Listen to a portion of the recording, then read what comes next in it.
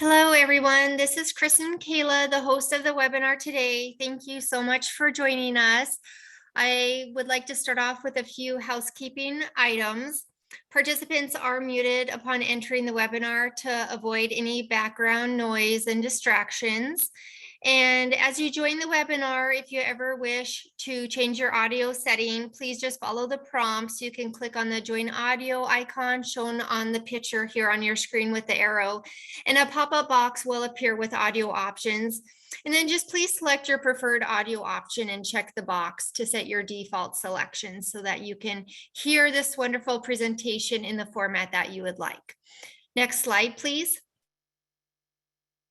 All right, and if you would ever like to chat me throughout the presentation, please go ahead and find that chat icon on your screen. For my screen, it shows in the bottom ribbon of my screen. For you, it might show at the top, but go ahead and just click on the chat icon and chat me throughout the presentation. We'll try and keep the questions towards the end. Just go ahead and chat me your question. Most likely the presenter will answer your question throughout this presentation today because there is a lot of content to cover. Next slide, please. And lastly, about the chat, I do respond to them in the order that I receive them. So if we have a lot of chats coming through, just please give me a few minutes to respond to you. And today, we're so glad to have Claudia back from John Muir Health. She has presented to us before. It was a wonderful topic. And today she is back to present nutrition tips to reduce stress, food, and mood. Thank you so much, Claudia, for joining us today. You can begin your presentation. Sure. Thank you for having me and welcome everyone. My name's Claudia and I'm a registered dietitian, nutritionist, and certified diabetes educator.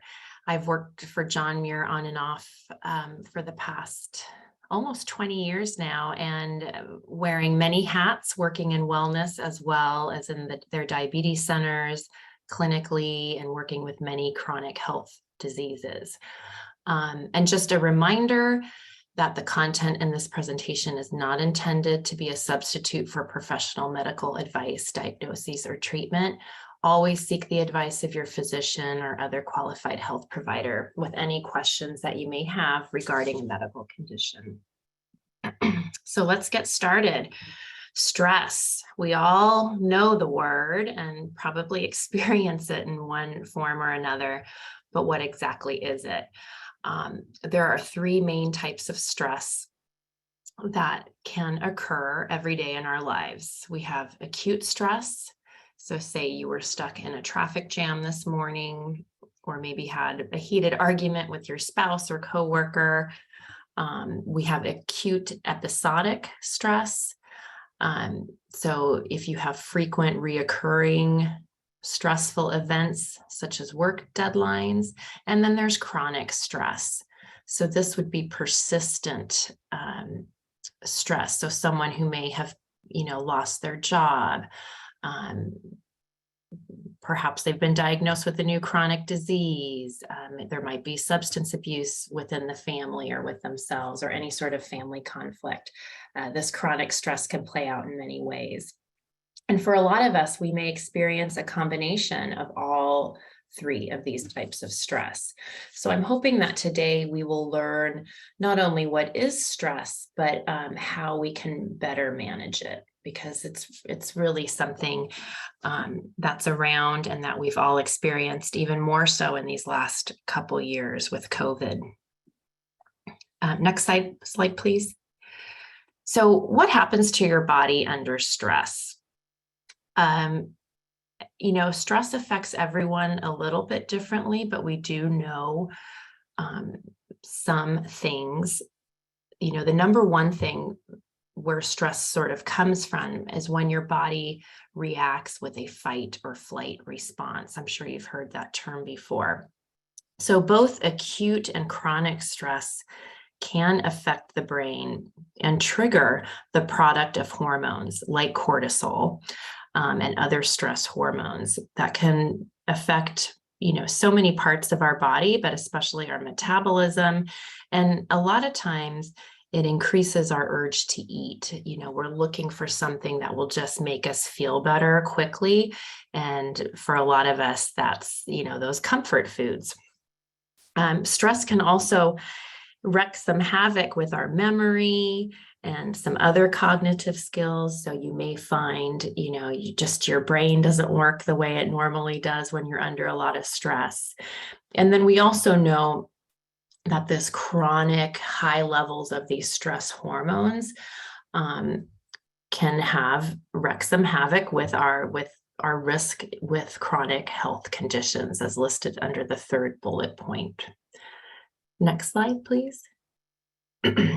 So this is just an image to kind of show you what is happening when we are undergoing the stress response. You can see it all starts with that tiny little pituitary gland in the brain.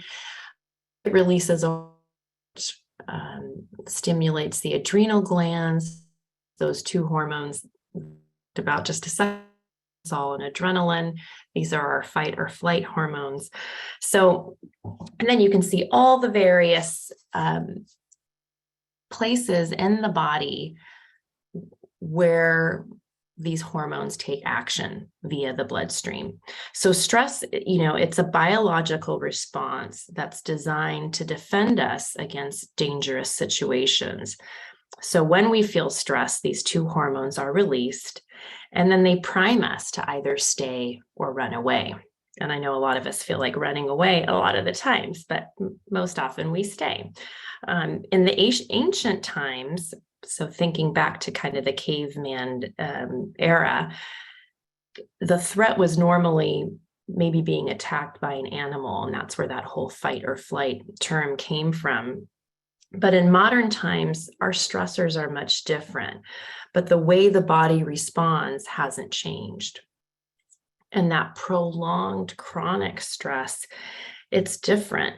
It just increases our cells' exposure to the adrenaline and cortisol, over time. And this can lead to various health issues in the body, which may include weight gain and high blood sugar levels.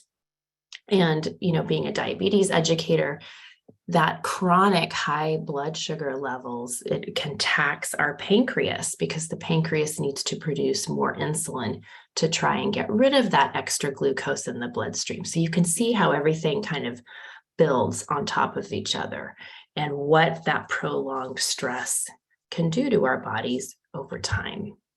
Next slide, please. So I thought I would just tackle cortisol a little bit. It's a very busy slide, and I apologize for that. But part of what I do as a dietitian and diabetes educator is I hear a lot of buzzwords. So this has definitely been a buzzword in lots of areas when it comes to weight loss and in the exercise world. So I wanted to set the record straight a little bit.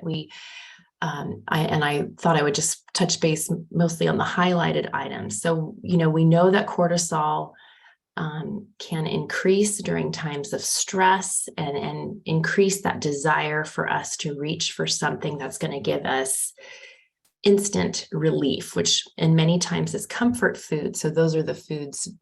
They're a little bit different for everyone, but think sugary foods or salty foods, something that just makes us feel better right away.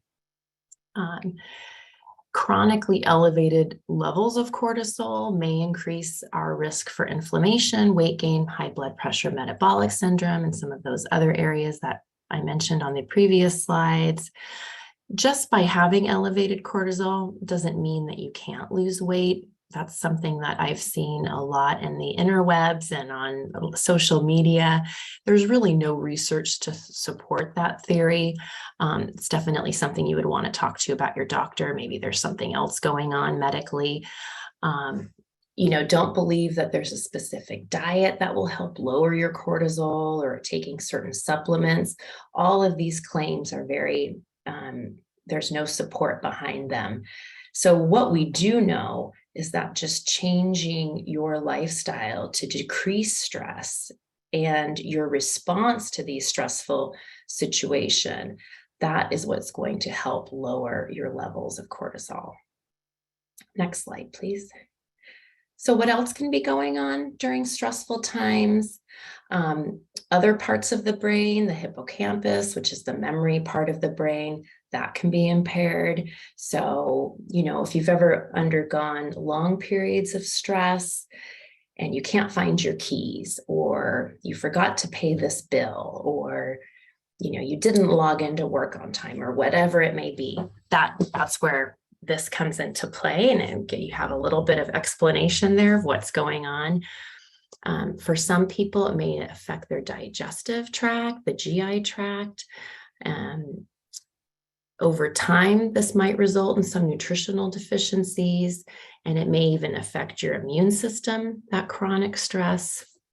For some people, certain hormones that are related to weight gain because they increase our sensation of hunger, or they're causing insulin resistance, and the two of those together lead to weight gain. And you may have seen this with yourself or with family members and friends. It can also, that chronic long periods of stressful times can accelerate aging as well. Next slide, please. So how can you help your body deal with stress? And if you've heard me talk before, a lot of these areas will be quite familiar, but this is where we have the most research on, and where we know we can see, decreased levels of those stress hormones, and less chance of some of these chronic conditions that can come. So definitely building a good nutritional foundation, which we'll talk about, being more mindful about stress eating, breaking that cycle.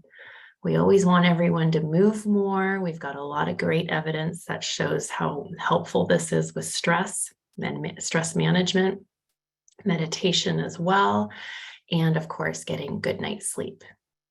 Next slide. So building a good nutritional foundation, I've got my pretty plate pictured here at the bottom. Always want to balance our plate.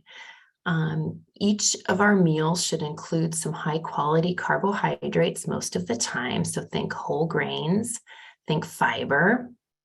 We'd like a quarter of that plate to be good quality lean protein, as well as some healthy fats, and making half of your plate fruits and vegetables. So a lot of color. And eating this way most of the time is going to definitely ensure that we're providing our body proper nutrition, and even all of the nutrients that I'll be discussing on the upcoming slides.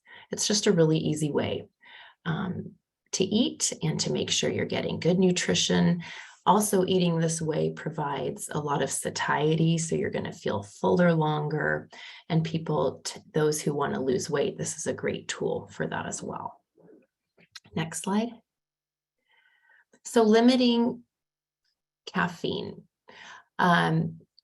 So too much caffeine, when we're doing excess caffeine. So it's a cycle. During stressful times, we may feel like we need more coffee to get us through this day, to get us through this week, but it can have some negative effects.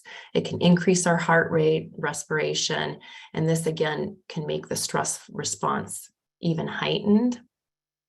Over time, it may reduce some mineral absorption by as much as 90%. So we've seen it with iron, calcium, potassium, and magnesium. And those are some nutrients that are really important for good health. And calcium and magnesium have been seen to be helpful, especially during these stressful times. So we don't want to undo that. Excess caffeine can be dehydrating. Dehydration can further impair, our brain function, cognitive function. So we want to keep an eye on that. And of course, it can disrupt our sleep. Next slide, please. So this could also say, what do you eat for stress? What do you eat for anxiety? Next slide, please. Hopefully we can start to choose better foods, and that's why you have me here today. So what we want to include more often. So think of that plate. Think of half of that plate with lots of color. So go ahead and read through these little bullet points while I talk right now. The more color, the better. So getting those fruits and vegetables in. Sometimes the plate method could be harder to follow in the morning at breakfast time. A lot of people don't eat very many vegetables in the morning time, so then I would focus on fruits. and then getting your vegetables in with lunch and dinner. When you are choosing your carbohydrates or your starchy foods, try to choose higher quality carbohydrates or high fiber carbohydrates, whole grains.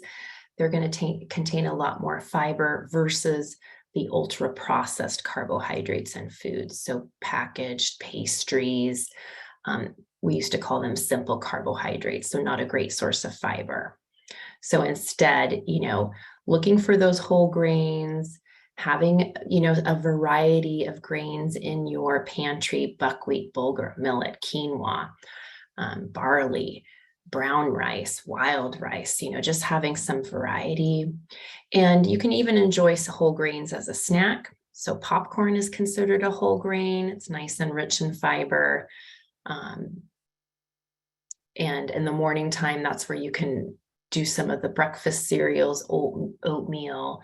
You can look at the label. Fiber will be listed under total carbohydrates. So when you're comparing products, choose a product that has a higher fiber content. And you can also look for the whole grain stamp by the Whole Grain Council. It's a little yellow. I meant to include that on this slide. Sorry about that. A little yellow stamp that you can see on the product. Next slide, please. Protein. So we can't forget about talking about protein.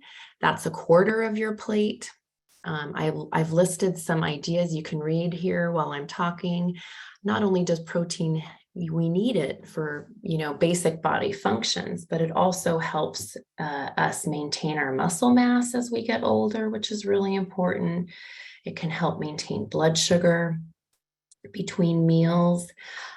Definitely can help with satiety when you're eating that balanced meal. And we also know that it helps with, including it at the mealtime can also help managing stress. So breakfast tends to be one area of the day where most people, I think in one of the studies I read, it was women and teens may have the least amount of protein at breakfast time. So I know for myself, that's an area I have to work really hard on, is getting an adequate amount of protein at breakfast time. It doesn't work as well when you just save it all for dinner time. It's much better if we spread that protein out evenly throughout the day. Next slide, please. So again, as we age, we need more protein to maintain our muscle mass. We want to aim for 25 to 30 grams of protein at each meal. And the next slide, you'll see what that looks like. Again, breakfast might be the more challenging one for most people. So maybe that's an area that you look at. How can I meet my protein needs at breakfast time? And again, spreading that protein out over the day, that's what we would like to see. Next slide.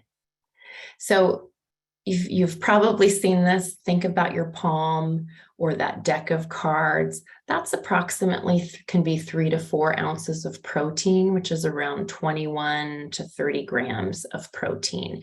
So you don't have to do the calculation based on your body weight unless you want to. If you're getting that amount of protein at each meal and you're having some dairy products mixed in throughout the day and some whole grains, they also contain smaller amounts of protein, but it all adds up. So at the end of the day, you are most likely meeting your protein needs and achieving that 25 to 30 grams at each meal. Next slide, please. So while I, was diving into this topic of food and mood and managing your stress levels, I came across how a diet that is high in saturated and trans fats can raise your stress hormone levels. So I'm more used to seeing these types of fats affect our heart and our brain in a negative way. So it was really interesting to read more about this as well. So what happens is that these types of fats can interfere with the body's ability to calm themselves. And they saw this even once the stressful period was over. So that was really interesting. And where do we find saturated fats? They're found mostly in animal products, including meat, dairy products, which include cheese and butter, but also in some tropical oils. So coconut oil, coconut milk, very, very high in saturated fats. It's even more saturated than butter, as well as palm kernel oil. So keep an eye on those. Trans fats in California, at least, I'm not sure where everyone is from listening today, have been outlawed. So, and I believe in New York and probably in a few other places. But the way you can tell whether a product is rich in saturated and trans fats or contains these items is on the food label again. So underneath total fats, you will see saturated fats and you will see trans fats. So trans fats are hopefully zero most of the time. And then you want to keep those saturated fats on the lower side if you're comparing products. Next slide. So, but we still need fat, right? When I have a live, audience in front of me, why do we like fat? Need fat. Tastes fuller, and it's an important transport of fat-soluble vitamins. So we can't just say, don't eat fat at all. It just doesn't work. We know that these healthy, heart healthy and brain healthy fats are really important.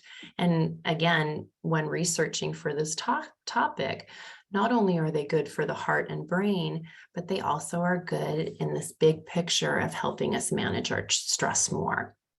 So look for unsaturated fats like olive oil, nuts, seeds, avocado, fatty fishes, pumpkin seeds, flax meal, which is the flax seed ground up, or flax oil, and chia seeds.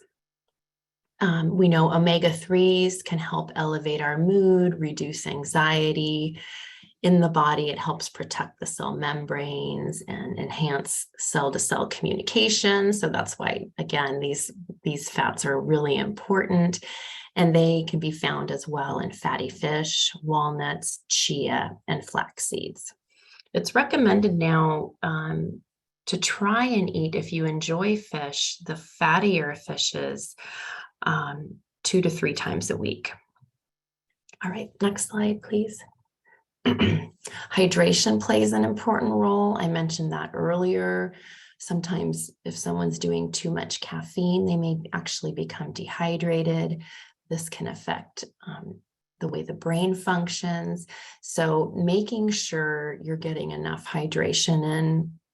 There's a lot of reasons there on why to drink more water. Water is always the best choice. And it, again, helps with every cell in your body, but it can also help calm us down. So again, here are some recommendations. Everybody's a little bit different based on body size.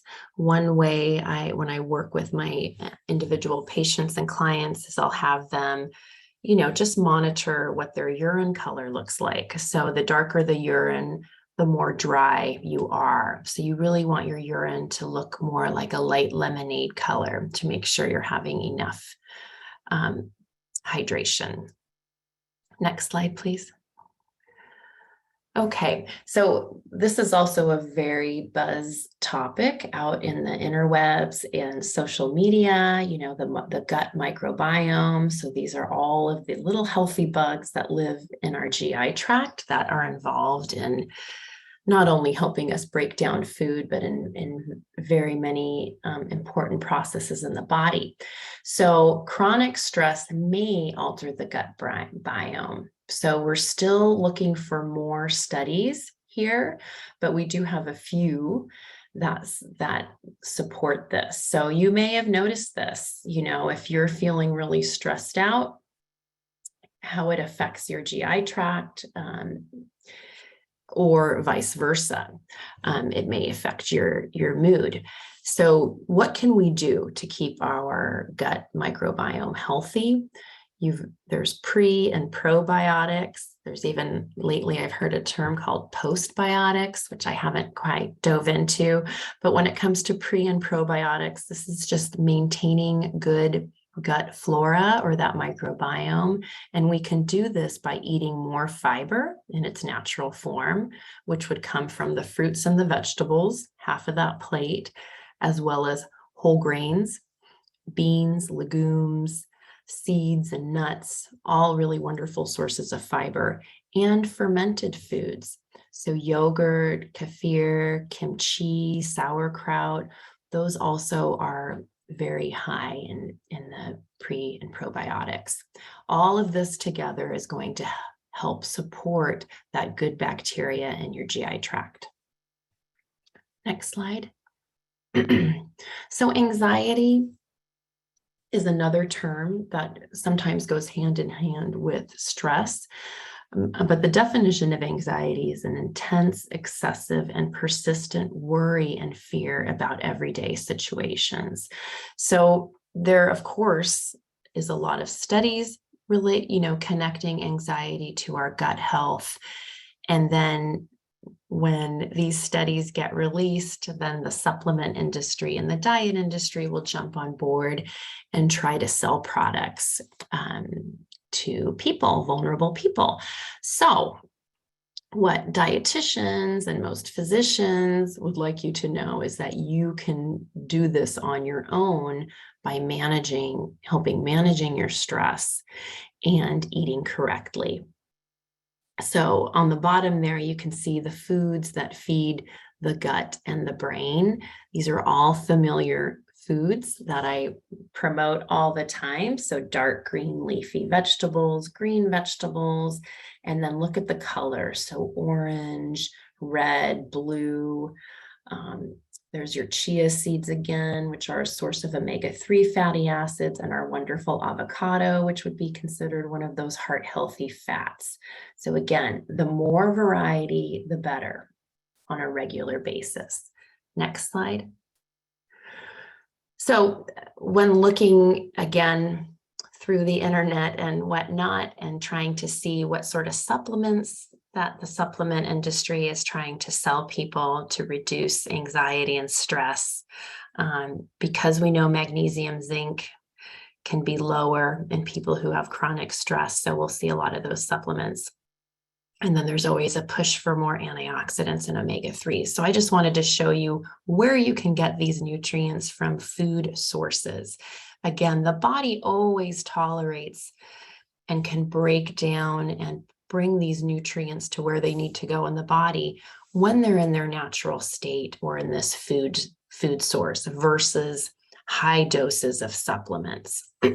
So for magnesium, you've got your almonds, you have buckwheat, black beans, avocado, all wonderful foods to include on a regular basis. For zinc, you have all these other beans, oysters, if you like them, cashews, hemp seeds. For antioxidants, I always say color, the brighter, the better. You're going to get all kinds of antioxidants in addition to vitamins, minerals, and fiber in all of those foods. And for your omega-3s, fatty fish, so sardines are pictured, but trout, salmon are other sources. And if you're not a fish eater, walnuts are a great source, as well as chia seeds. Next slide. So be a few more that came up in relationship to high stress hormones, anxiety, were the B complex vitamins, vitamin C, and again, magnesium and zinc. So these nutrients may become depleted over time with chronic stress. So how can we include more foods that are rich sources of these nutrients? So foods rich in your B vitamins, bananas. Don't be afraid of bananas, despite those silly pictures that you see on the internet. They're a great rich source of B vitamins, potassium, just a really good food, all around food. Chicken, fish, those dark green leafy vegetables, avocados. Again, for magnesium, nuts, seeds, whole grains. Vitamin C, color. Those oranges are going to be coming into season soon. And again, zinc in those oysters if you like them, and also some seeds as well. Next. So the research here, just by including these foods, if they can really tackle stress, it's a little, it's not super strong, but I thought I would include this anyways because all of these foods are healthy and great to include in your regular eating pattern. So mushrooms have been shown to calm the central nervous system by promoting the brain to produce relaxing neurotransmitters. Sounds really good. So why not have a half a cup a few times a week of mushrooms? They also have vitamin D in them as well. And they can be cooked, they can be raw, whichever way you want to eat them. Now, cinnamon, I see this a lot in the diabetes world to aid with blood sugar control, and the research is, not great, but there's a little research behind it. So, of course, the supplement industry made cinnamon pills. Well, they don't work the same. So instead, and this goes with anxiety as well, using the actual cinnamon, the spice in your coffee, in your oatmeal, in your tea, much better effects. And also by smelling cinnamon. So if you have an essential oil of cinnamon, or I just noticed at Trader Joe's, they have the cinnamon brooms. It really makes the whole room smell wonderful. Just that scent alone and taking some time to breathe it in can soothe the brain's anxiety center. So I think that's great. All of those colorful fruits that I can talk about forever and ever have been shown to sort of simmer down your cortisol levels. They are also rich in flavonoids and phytonutrients and fiber and vitamins and minerals. So there's, I can't speak highly enough of them. Try to get up to 2 cups a day when you can. Nuts, because of the magnesium and selenium content, have been shown to help with stress and maybe relieve some muscle tension. You can have anywhere from a 1/4 cup to half a cup a day. I just caution you if weight loss is one of your goals, because nuts are very dense and they're a source of the good fat, but also they're calorically dense. So maybe stick to the smaller amounts, and maybe sprinkle some on your salad or onto your oatmeal. And that is just plenty as well. Next. All right, so I love this infographic from one of my favorite sports dietitian, Marie Spano. This is how stress can lead to food cravings. So we're in this constant cycle of being, these moments of stress.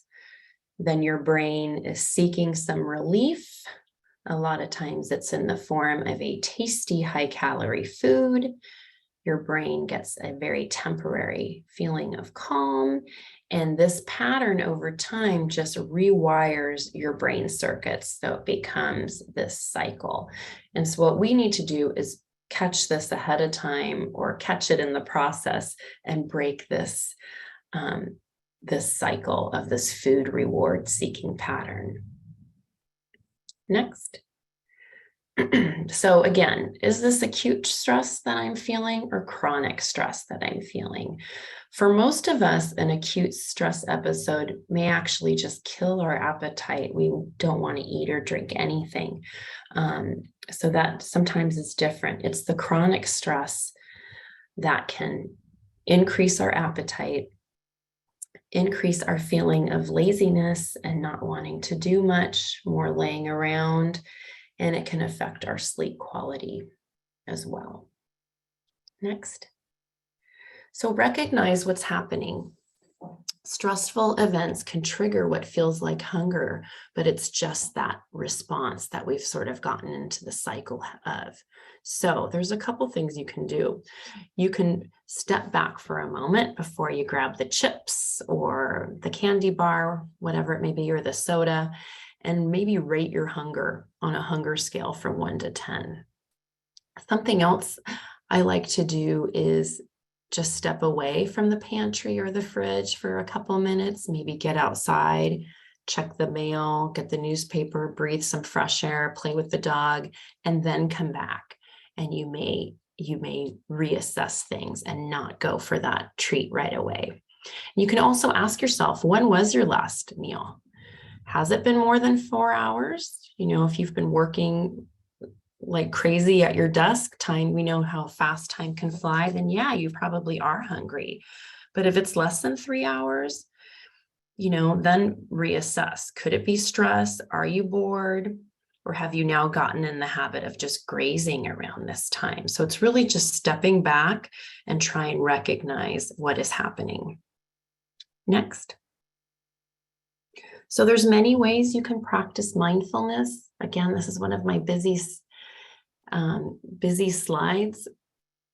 But one of the things when I teach about mindful eating, or the 5 S's of mindful eating, I think most of us are guilty of eating on the go, or feeding our family while we're still standing in the kitchen, eating, off of the countertop.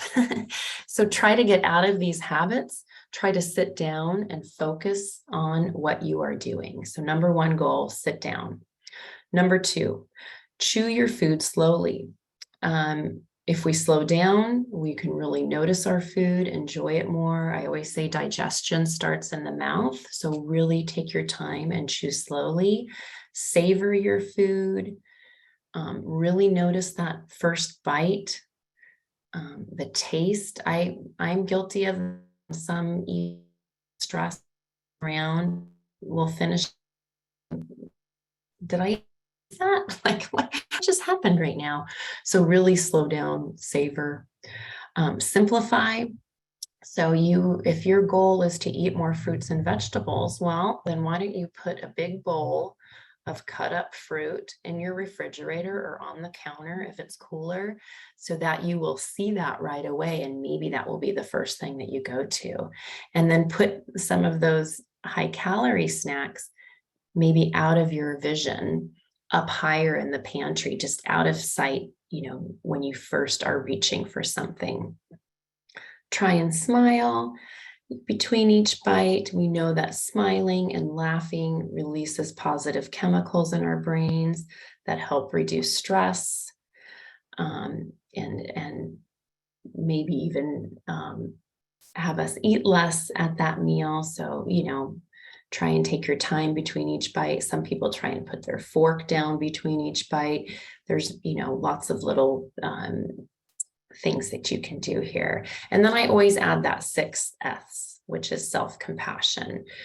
Try not to be too hard on yourself. If you've had a day or a meal or a whole week where you've just been off the track, forgive yourself, and then get back and get focused on long-term goals. Next. So what can you do? You're stressed out all the time and you don't have a lot of time. I thought this was a great image that I came through on one of my sites, maybe the American Heart Association. So drink a tall glass of water, a cold glass of water, room temperature, however you like it. Maybe stretch for 5 minutes. Lift your arms up. It can be done at your desk. Taking 10 deep breaths. There's lots of exercises that you can find on YouTube. I actually just read a study, a report today that said daily breath training can work as well as medicine to reduce your high blood pressure. So not only is, taking your time and taking these deep breaths going to help with calming yourself, managing your stress, but it might even help over time with blood pressure as well. So I thought that was really wonderful. I can't wait to look at that a little bit more. Stretch your legs, take a walk if you can. Especially for my folks who sit and work at a desk all day, set a reminder on your watch or your computer for 1 minute every hour to move. Drink all that water, stay hydrated, and then maybe use a bathroom on a different floor and take the stairs. Just anything to break up those long periods of sitting. Take a hot shower, a bath at the end of the day, and perhaps spend 2 minutes thinking of something that you're grateful for. Next. You probably knew I was going to talk about exercise. I don't think I can do a talk without talking about exercise. There's the recommendations on the right-hand side of the screen, but we know that exercise can reduce anxiety and stress in people who are more sedentary. It can reduce our heart rate and also sometimes those palpitations that we can feel during an anxiety attack or during times of high stress. When you can, get outside and move a little bit. There's something about breathing in that fresh air that really helps with calming the central nervous system. If that's not an option, that's okay based on what's happening with the weather. Just again, getting that movement, what we see, how it changes the brain and the heart and like I said, the whole central nervous system is really important. And for those of us who just can't dedicate a lot of time to exercise, whether it's a temporary or a long-term situation, just know that as little as 5 minutes of exercise a day can be beneficial. Or like I said at the last slide, 1 minute out of every hour of that work day, try and get up and move. You'll see some benefits and even increase your productivity on the project that you're working on. Next. So again, exercise is like instant gratification. So a single serving of exercise can reduce anxiety or stress symptoms. It can boost your brain power. So again, increased productivity, as well as it can help us sleep better. Next. So you also probably knew I was going to talk about sleep. This is an area when I first started out as a dietitian over 20 years ago, I never talked about sleep in classes or with my patients. And now it's just, as an important part as exercise, stress management, and nutrition. So quality and quantity are important. Ideally getting 7 to 8 hours of sleep every night. You cannot save it all up for the weekends. It doesn't work that way. Adequate sleep aids with hunger management. We know this. We have many studies to prove it. So, and by personal experience, you probably know when you haven't had a great night's sleep or a couple nights in a row where you haven't slept well, that's when we may not make the best choices eating wise during the day, or we may skip our exercise, or we may be arguing more. So you can see how it plays a role with that.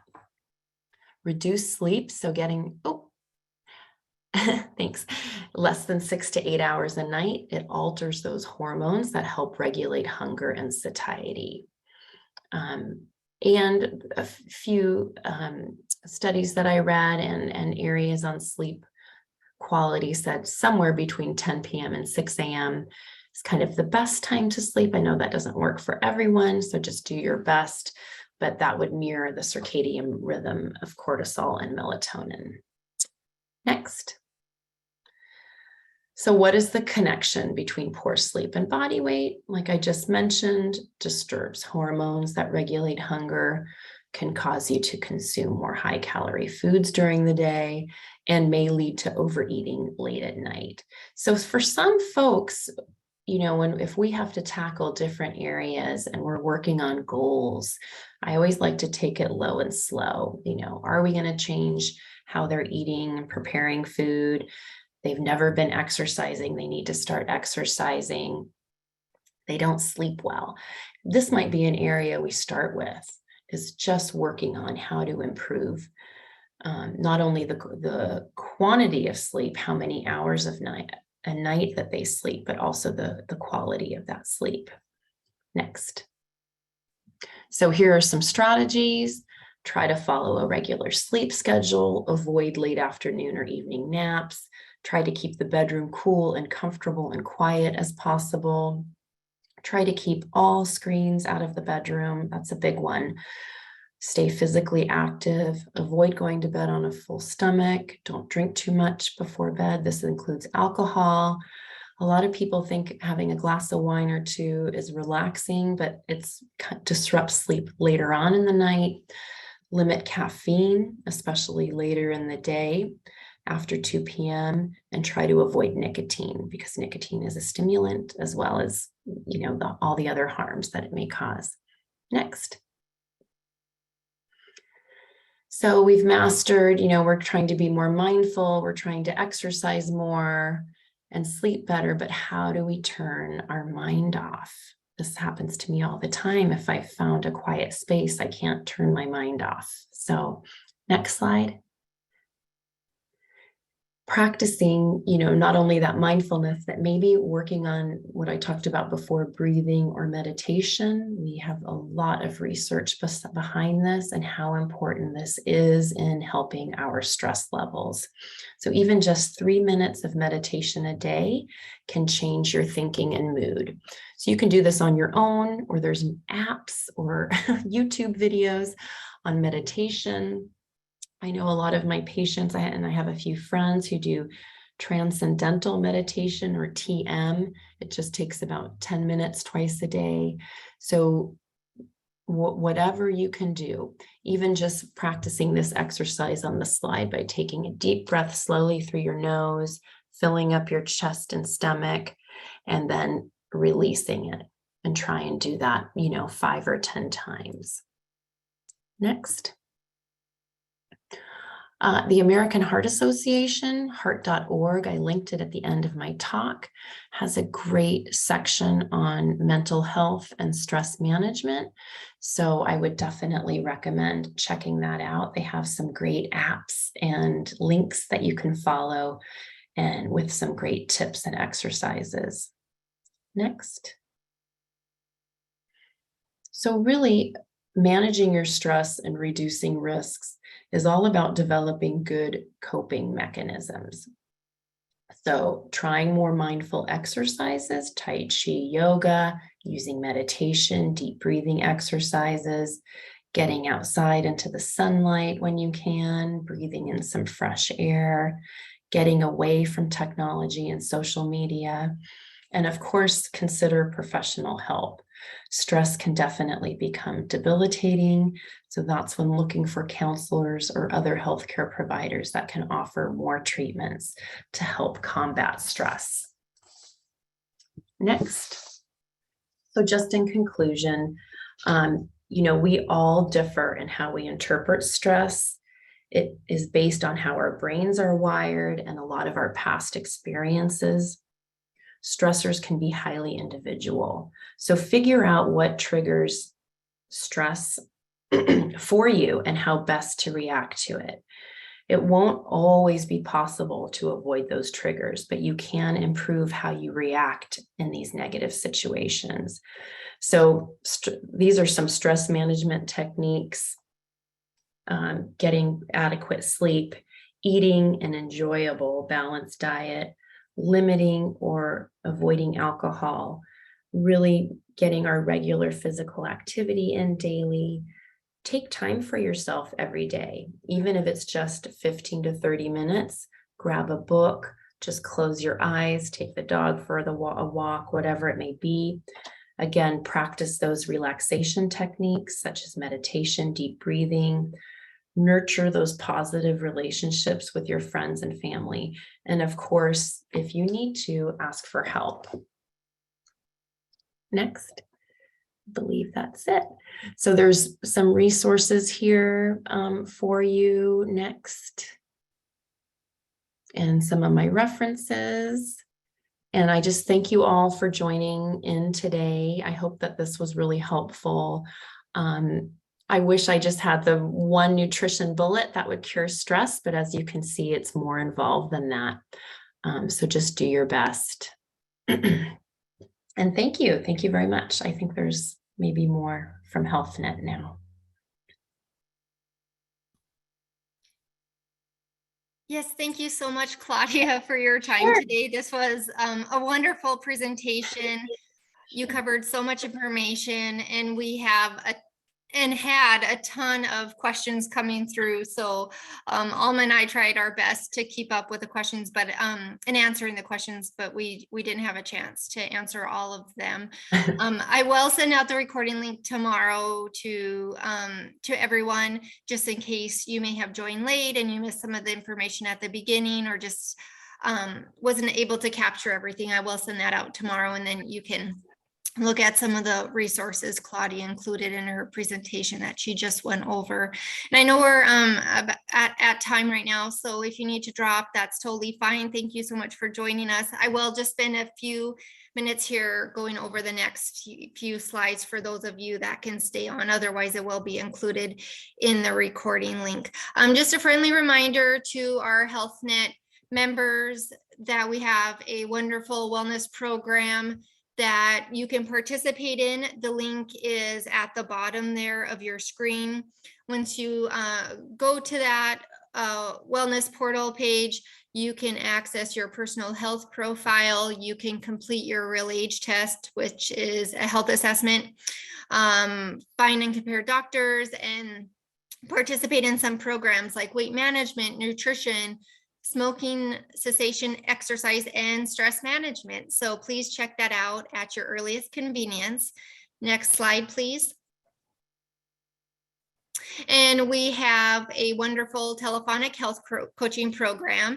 And if you prefer not to talk to a health coach, that is definitely okay. You can participate in the digital health coaching program as well. And for the second bullet there, if you ever have a question for a nurse, you can call that number right there on your screen for the nurse advice line and talk to a registered nurse. Next slide, please. And who doesn't love a great discount? We have healthy discounts to weight management programs such as Weight Watchers, Jenny Craig, acupuncture and chiropractic services, eye care, hearing aids, fitness club discounts, and more. There's so many discounts that are available to HealthNet members. So check that out on our website as well at healthnet.com. Next slide, please. We have My Strength, which is a mental health, behavioral health program that's available to all of our members that you can access online or via your mobile app. My Strength addresses a range of mental health and well-being content such as depression, anxiety, substance use, chronic pain, pregnancy and early parenting. There's just many different programs that you can participate in. So please check that out as well. Next slide. And then we do have findhelp.com.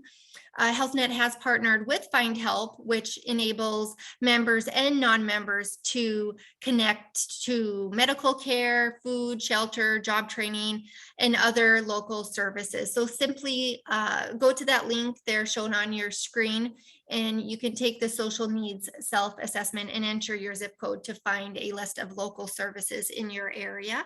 Next slide, please. And we do have our online health challenges coming up next month in October on sleep, stress management, and steps. And there are a couple links there. So the first link is for HealthNet members to participate in these challenges. And then the link below that is for non-HealthNet members to participate in the challenges as well. Next slide, please. And our upcoming wellness webinar in October is Give Your Immune System a Boost. So that will be on Wednesday, October 19th at 12 o'clock, same time, same place. So I'll send that invitation out in a couple weeks here. And we're basically going to look at the immune system, how it functions, common immune disorders, types of immunity, and how our lifestyle impacts the health of our immune system. So please join us next month on October 19th. Next slide, please. Lastly, thank you all for your time today. We really enjoy your time with us. And thank you again, Claudia, for presenting this terrific information. I think we have all learned a great deal of information from you today. So thank you once again. I hope everybody has a great afternoon. Take care. Bye. Thank you. Bye.